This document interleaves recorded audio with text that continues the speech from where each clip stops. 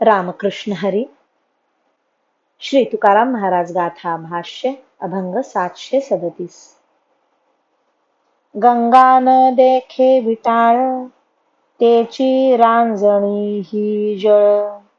महदानव हे सरी, विटाळ तो भेद धरी.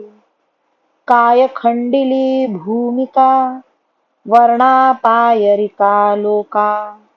तुका म्हणे आगी वीण, बीज वेगळे तो भिन्न.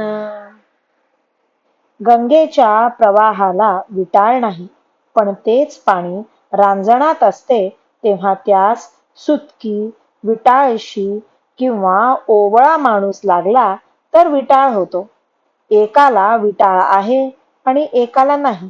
याचे कारण असे आहे की महत् आणि अल्प हे दोन एकसारखे नसतात. जगातील काही पदार्थ जाती, गुण, क्रिया, स्वरूप यापैकी कशाने तरी किंवा चारही कारणांनी मोठे असतात व काही नसतात. जे पदार्थ मोठे असतात ते विटाळरहित व भेदरहित असतात आणि जे अल्प असतात त्यांच्यात भेद व विटाळ असतो.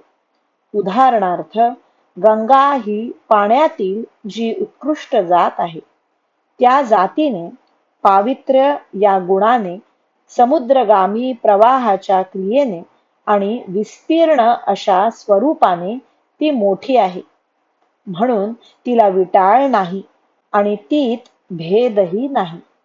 त्या उलट रांजणातले पाणी जातीने, गुणाने, क्रियेने आणि स्वरूपाने निकृष्ट आहे, म्हणून त्याला विटाळ आहे आणि त्यात भेदही आहे.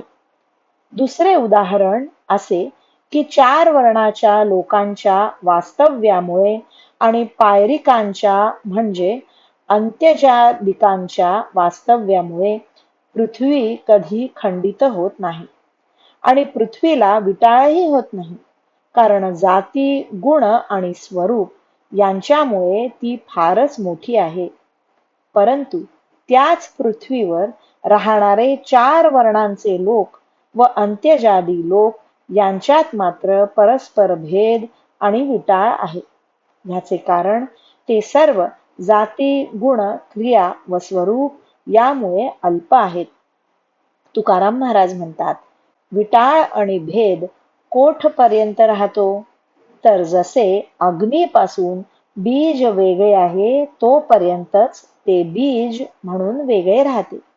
एकदा अग्नीत घातल्यानंतर त्याची बीजावस्था नष्ट होऊन ते अग्निरूप होते.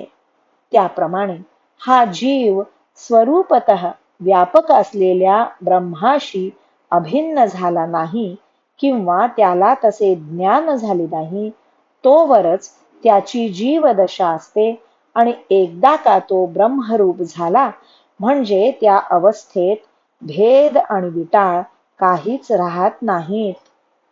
रामकृष्ण हरी. श्री कृष्णार्पणमस्तु.